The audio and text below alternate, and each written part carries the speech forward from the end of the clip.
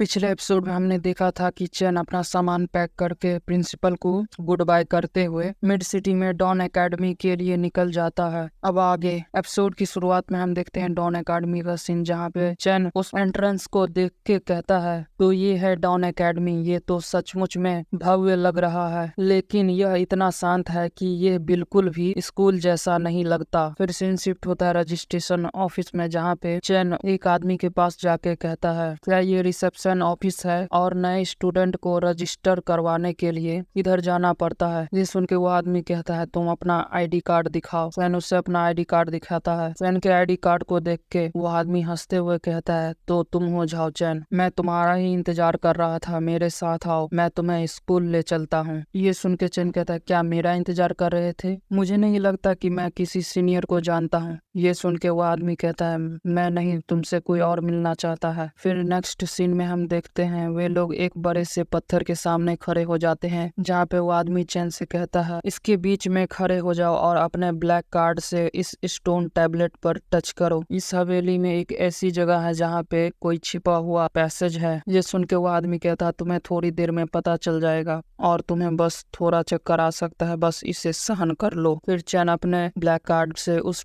Stone पे touch करता है, जिससे हम देखते हैं उस स्टोन पे पिंक लाइट चमकने लगता है, जिसे देख के चैन हैरान हो जाता है। और उसके सामने हम देखते हैं बहुत बड़े मेंशन को, जो डॉन एकेडमी होता है। ये देख के चैन हैरान होते हुए उस आदमी से पूछता है, तो वो रियल स्कूल नहीं था? ये सुन के वो आदमी उसके कंधे पर हाथ रख के हंसते हुए कहता है, तुम सही कह रहे हो, डॉन एकेडमी वास्तव में उस स्थान से बहुत दूर है, इसीलिए हम ट्रांसपोर्टेशन स्टोन टैबलेट का यूज करते हैं। क्योंकि तुम अभी यहाँ आए हो, तुम्हारे पास घूमने के लिए बहुत समय है, और चलो, जिस आदमी ने तुम्हें बुलाया था वह पहले से तुम्हारा इंतजार कर रहा है। नेक्स्ट सीन में हम देखते हैं एक मेंशन को, जहाँ चैन और वह आदमी अंदर चले जाते हैं, जहाँ वो आदमी किसी को हेलो करते हुए कहता है, मिस लिन, मैंने आपके रिक्वेस्ट पे उस पर्सन को ले आया। हम देखते हैं और कोई नहीं, वही ब्लैक रॉक सिटी वाली लड़की होती, जहाँ पे चेयर पे बैठ के वो चाय पी रही होती है, और उसके पीछे उसके दोस्त सबॉर्डिनेट थे। जब ये लिन चैन को देखते हुए कहती है, तो बहुत समय हो गए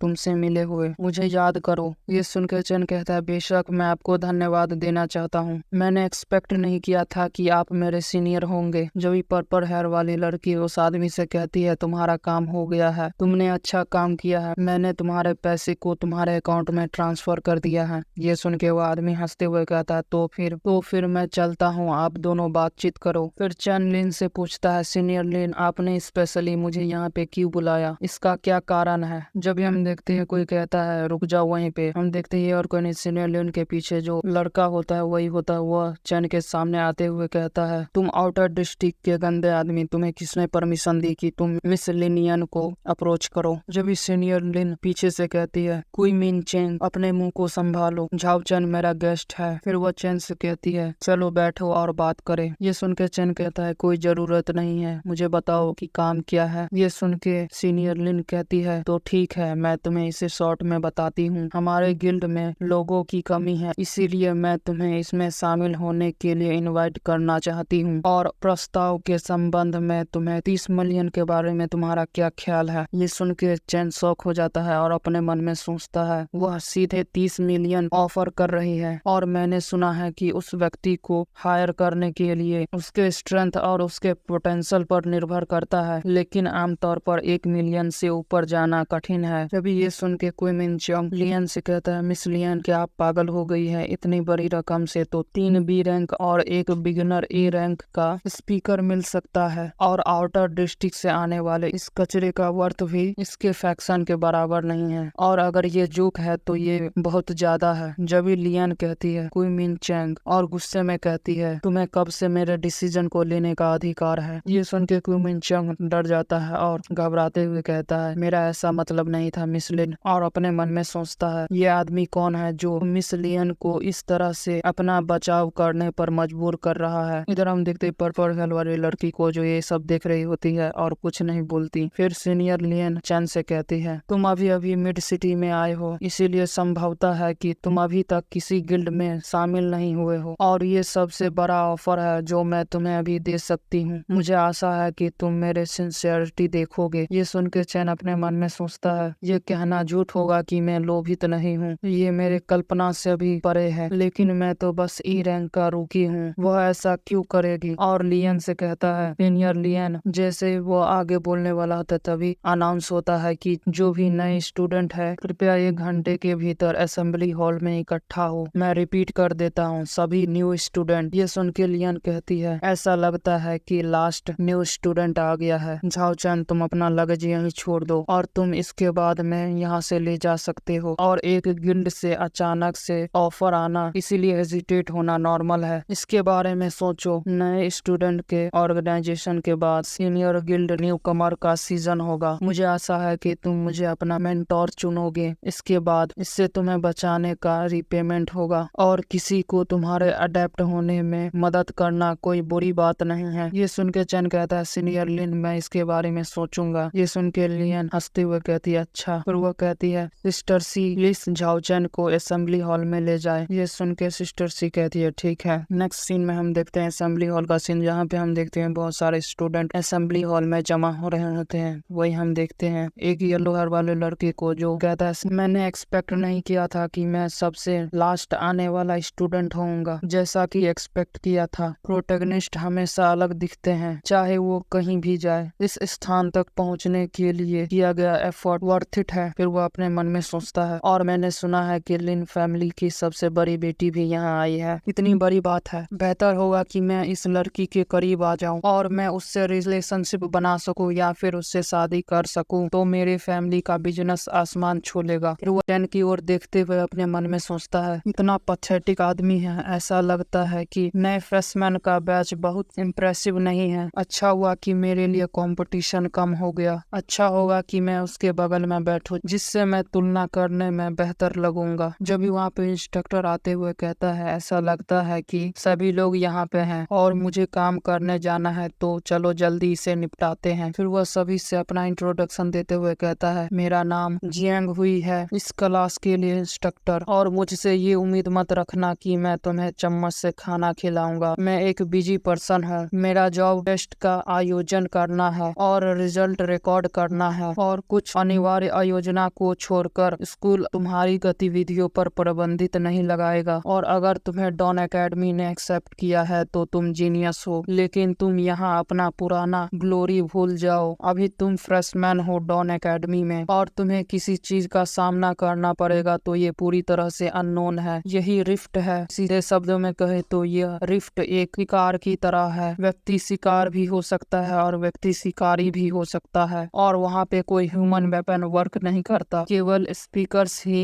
अपने फिजिकल पावर और रिफ्ट के मटेरियल का वेपन ही डैमेज दे सकता है। डॉन एकेडमी जो वर्ल्ड के टॉप स्पीकर को इकट्ठा करता है, वे स्वयं ही रिफ्ट के विरुद्ध एक डिफेंस है, और तुम लाइन पर खड़े होते हुए एक वॉरियर हो। और अगर तुम्हें इसके बारे में और जानकारी चाहिए तो लाइब्रेरी में जा सकते हो, और सिमुलेशन रूम में विशिष्ट रिफ्ट कॉम्बैट ट्रेनिंग भी है, और हर हफ्ते डिफरेंट प्रोफेसर लेक्चर देते हैं, और जो भी तुम्हें पसंद हो तुम उससे सीखो। कुछ भी अनिवार्य नहीं है। जितना ही तुम अधिक रिफ्ट को समझोगे उतना ही तुम स्ट्रॉन्ग बन सकोगे और सरवाइव कर सकोगे। और अगर तुम इसे अडेप्ट नहीं कर सकते हो तो अच्छा होगा कि तुम इसे छोड़ दो। अच्छी बात है, तुम्हारी आंखों में डर नहीं है। मैं कह सकता हूँ कि तुम सबकी महत्वाकांक्षाएं ऐसी ही होती है जिनके लिए मर मिटना भी उचित है। तो तुमने असेसमेंट का फर्स्ट स्टेज क्लियर कर लिया है, तो ये लो, ये तुम्हारा रिवॉर्ड है। और अपने विंड मैजिक से रेनबो क्रिस्टल स्टूडेंट की ओर भेजने लगता है, और स्टूडेंट उस स्टोन को देखते हुए कहते हैं, ये तो स्किल स्टोन है। दूसरा कहता है, इसे तुम एब्जॉर्ब करो, जिससे तुम डायरेक्टली कॉम्बैट टेक्निक मिल जाएगा। तीसरा कहता है, मैंने सुना था कि ये बहुत महंगा है, मैं पहली बार इसे देख रहा हूँ। जब टीचर कहता है, तुम सही कह रहे हो, यह यूनिवर्सल कॉम्बैट टेक्निक के लिए एक कॉम्बैट स्टोन आई है, है, इसे क्रश करो और तुम इससे समझ सकते हो। जब भी चन उस क्रिस्टल को क्रश कर देता है जिससे सिस्टम एक्टिवेट होता है और उसे कहता है तुम्हें इंस्टेंट आई मिला है जो यूनिवर्सल कॉम्बैट टेक्निक है। ये तुम्हें डिटेक्शन और आइडेंटिफिकेशन देता है जो तुम्हें रिफ्ट के लैंग्वेज को समझने में मदद करता है। जो भी टीचर भी वही बात बोलता है कि ये स्किल स्पीकर को रिफ्ट में राइटिंग को पढ़ने में मदद करता है जिससे तुम रिफ्ट को कॉन्करर कर सको। लेकिन इतनी जल्दी सेलिब्रेट मत करो, आगे 2 एग्जाम है। पहला टेस्ट है फ्रेशमैन को लो लेवल रिफ्ट में जाना होगा और उसे क्लियर करना होगा, और दूसरा टेस्ट है 6 महीने के भीतर डी रैंक पर पहुंचना और अपनी पोटेंशियल को अवेक करना, और 1 साल के भीतर 100 क्रेडिट अर्न करना। ये सुन के एक लड़की कहती है डी रैंक तक 6 महीने में पहुंचना, मैं तो सिर्फ ई रैंक के लेवल 3 पर हूँ, मुझे यकीन नहीं है कि मैं इसे कर पाऊंगी। दूसरा कहता है मैं तो ई रैंक के लेवल 4 पे हूँ, मैं तो पहले से ही दबाव महसूस कर रहा हूँ। जब ये टीचर कहता है ऑर्डर मायने नहीं रखता, लेकिन रिफ्ट में प्रवेश करने के लिए तुम्हें अपने पोटेंशियल को अवेक करना होगा। हम देखते हुए येलो हेयर वाले लड़के को जो अपने मन में सोचता है डी रैंक पर पहुंचना, मैं तो अभी ई रैंक के लेवल 5 पर हूँ, इसीलिए वहाँ पहुंचना आसान होगा और इस बैच में मुझसे कोई भी बड़ा नहीं होना चाहिए। चेन को देखते हैं जो अपने मन में सोचता है डी रैंक पे पहुंचना, मैं अभी ई रैंक के 6 लेवल पे हूँ, लेकिन मैं लेवल अप करने के लिए सप्लीमेंट पर निर्भर नहीं रह सकता, मुझे शायद रिफ्ट में जाने का रास्ता ढूंढना होगा। जब इस टीचर सभी को शांत होते हुए कहता है हालांकि आधे साल में डी रैंक तक पहुंचना कठिन है, इसीलिए स्कूल की स्पेशल पोशन मार्केट मूल्य से भी कहीं सस्ती है, इसीलिए रिसोर्सेस के बारे में चिंता करने की कोई आवश्यकता नहीं है। इसके अलावा क्रेडिट से संबंध में स्कूल सहायता के लिए मेंटोर नियुक्त कर रहा है। फिर वह सभी लोग से कहता है अंदर आ जाओ। जब भी वहाँ पे 6 लोग आते हैं उसमें से हम देखते हैं लिलियन भी होती है। जब इंस्ट्रक्टर उन लोगों को इंट्रोड्यूस करते हुए कहता है न्यू स्टूडेंट अपने सीनियर को चूज कर सकते हैं एज अ सुपरवाइजर, और सुपरवाइजर तुम्हारे एंट्रेंस टेस्ट को अरेंज करेंगे। जब भी कुछ स्टूडेंट को देखते हैं जो किसी को देख के कहता है क्या वो सचमुच में है। दूसरा कहता है मैं विश्वास नहीं कर रहा कि मैं उसे स्वयं अपनी आंखों से देख रहा हूँ। जब हम देखते हैं एक चश्मे वाला लड़का एक स्टूडेंट से पूछता है वो व्हाइट हेयर वाली सीनियर कौन है। सभी लोग उसके बारे में बात कर रहे हैं। ये सुन के उसके बगल में बैठा एक लड़का कहता है तुम्हें नहीं पता, वह उत्तराधिकारी है शेनवा गिल्ड का, और अगर तुम्हें वो फेवर करती है तो तुम्हें शेनवा गिल्ड में ज्वाइन होने का चांस मिल सकता है। जब ये बात चैन सुन लेता है और मन में सोचता है क्या शेनवा गिल्ड। जब एक स्टूडेंट नर्वस होते हुए खड़ा होता है और चिल्लाते हुए कहता है सीनियर लिन, मैं आपके लिए सिर्फ स्कूल में दाखिला लिया हूँ, क्या आप मेरी सुपरवाइजर बनेंगे। ये सुनकर सीनियर लिन कहती है तुम्हारे स्टैंड्स को जज करते हुए मुझे लगता है कि तुम स्ट्रेंथ टाइप ओरिकल हो, और वह मुस्कुराते हुए कहती है अनफॉर्चुनेटली मैं एक मेज हूँ तो मैं तुम्हें ज्यादा कुछ नहीं सिखा सकती। जब एक दूसरा लड़का खड़ा होते हुए कहता है सीनियर लिन, हालांकि मैं स्ट्रेंथ में माहिर हूँ, मैं स्ट्रेंथ और मैजिक दोनों ही ट्रेनिंग करने का फैसला किया है, तो मुझे आशा है कि आप मुझे गाइडेंस करेंगे। जब सीनियर लिन उसे भी मना करते हुए कहती है मैं एक प्योर मैज हूँ, मुझे स्ट्रेंथ के बारे में कुछ नहीं पता, तो मैं तुम्हें ट्रेनिंग नहीं दे सकती। फिर बहुत सारे लोग उसे अप्रोच करने लगते हैं लेकिन वो सभी को मना करने लगती हैं। ये देख के लड़कियां कहती हैं जैसा कि 4 ग्रेट गिल्ड से उम्मीद थी, उनके स्टैंडर्ड बहुत हाई है। उसके बगल में दूसरी लड़की कहती है मैं बस दूसरे सीनियर को चुनूंगी। इधर हम देखते हैं इंस्ट्रक्टर को जो अपने मन में परेशान होते हुए कहता है ये लिनियन भी ना। फिर वो उससे कहता है ये मत कहिए कि मैंने आपको वार्निंग नहीं दिया था, इस वर्ष आपको कम से कम एक न्यू स्टूडेंट को एक्सेप्ट करना होगा, अदरवाइज मैं आपको डिफॉल्ट मान के सबसे लास्ट वाला असाइन कर दूंगा। ये सुन के लिनियन कहती है ठीक है, और वह चमकती हुए आंखों से चैन की ओर देखने लगती है। ये देख के चैन शॉक हो जाता है और अपने मन में सोचता है इसके कहने का मतलब क्या है। जब हम देखते हैं उसी येलो हेयर वाले लड़के को जो अपने मन में मुस्कुराते हुए सोचता है बहुत बढ़िया, सभी लोगों को उसने रिजेक्ट कर दिया है, और अपने मन में सोचता है मेरी ब्यूटी और मेरे टैलेंट को देखते हुए मुझे किसी भी तरह से नकारा नहीं जा सकता। अगर मुझे लास्ट आदमी की तरह रिजेक्ट कर दिया जाता है तो भी मुझे लेनियन फैमिली की युवा महिला एक्सेप्ट कर लेगी। जब ये सोच ही रहा होता तभी चैन खड़ा होते हुए कहता है सीनियर लिन, मैं केवल नॉलेज ही नहीं चाहता, मैं आपके साथ खड़ा रहना चाहता हूँ, क्या आप मेरे सुपरवाइजर बनने के लिए तैयार हैं। ये सुन के लिनियन की आंखों में चमक आ जाता है, और इधर हम देखते हैं कुछ स्टूडेंट को जो हंसते हुए बात करते हुए कहते हैं इस लड़के को देखो, इसने अपना सबक नहीं सीखा। दूसरा कहता है इस तरह तरह के यूजलेस इंट्रो का कोई रास्ता नहीं है। जब भी सीनियर लिन कहती है मैं एक्सेप्ट करती हूँ, वे सुन के तो वे लौंडे शॉक हो जाते हैं। इधर देखते हैं लियन को जो हंसते हुए कहती है तुम ही हो बस एक। इधर हम देखते हैं उसी येलो हेयर वाले लड़के को जो ये सुन के शॉक हो जाता है और कहता है क्या वो केवल एक ही को चूज कर रही है।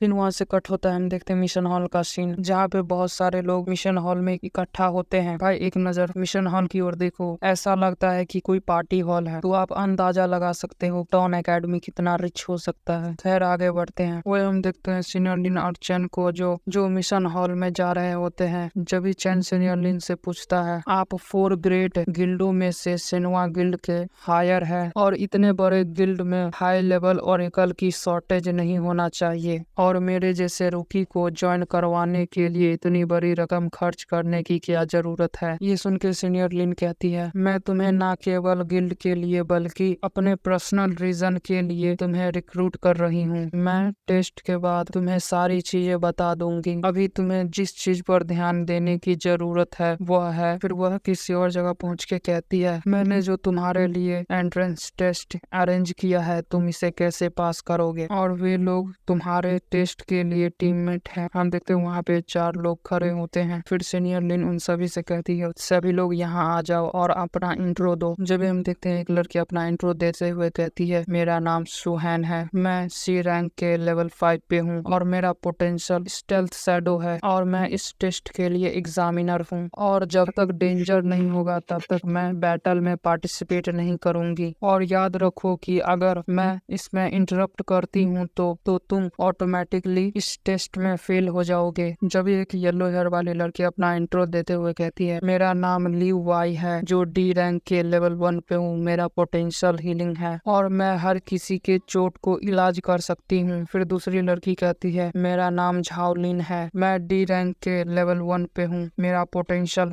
विंड एफिनिटी है और मैं एक लॉन्ग रेंज सपोर्टर हूँ यानी कि आर्चर। फिर हम देखते हैं रेड हेयर वाले लड़के को जो घमंडी टोन में कहता है मेरा नाम ली रुई है जो डी रैंक के लेवल 3 पे हूँ, मेरा पोटेंशियल है कॉम्बैट इनहेंसमेंट और मैं इस टीम का लीडर हूँ और अगर तुम्हें पास होना है तो तुम्हें मेरे ऑर्डर को फॉलो करना होगा। फिर वह चैन से पूछता है तुम्हारे पास कोई गियर क्यों नहीं है, क्या तुमने स्पेशल पोटेंशियल या फिर कुछ और अवेक किया है। ये सुन के चैन कहता है मेरा नाम झाओ चैन है, मैं एक न्यू स्टूडेंट हूँ और मैं ई रैंक पे हूँ और मैंने अभी तक अपने पोटेंशियल को अवेक नहीं किया। ये सुन के ली रुई शॉक हो जाता है और कहता है क्या तुम ई रैंक के न्यूबी हो और बिना किसी गियर के तुमने टेस्ट देने के लिए रेडी हुए हो, ये कैसा ग्रुपिंग है, वो तो हमें नीचे गिरा देगा। जब ही झांग लिन कहती है टीम पहले से ही तय हो चुकी है, अब शिकायत करने का कोई फायदा नहीं। ब्लू वाई कहती है हाँ इसने ठीक कहा, अगर हम फिर से आवेदन करेंगे तो कौन जानता है कि हमें कितना इंतजार करना पड़ सकता है। ये सुन के ली रुई गुस्सा हो जाता है और कहता है बस ये सुनिश्चित कर लो कि वह बाद में मेरे रास्ते में ना आए। जब भी ली वाई चैन से कहती है सुनो न्यूबी, अगर हम रिफ्ट में एंटर करे तो तुम मेरे पीछे ही रहना। ये सुन के चैन कहता है चिंता मत करो, मेरे पास कॉम्बैट एक्सपीरियंस है। ये सुन के वो लड़की कहती है तुम ये नहीं समझ सकते, बिना वेपन या किसी पोटेंशियल के तुम रिफ्ट वाले मॉन्स्टर को चोट नहीं पहुंचा सकते। और वह निराश होते हुए अपने मन में सोचती है आजकल के ये नए स्टूडेंट कितने घमंडी हो गए हैं। फिर हम देखते हैं लीरोई को जो एक बंदे के पास जाके कहता है मैंने टीम के लिए इवैल्यूएशन रिक्वेस्ट किया था।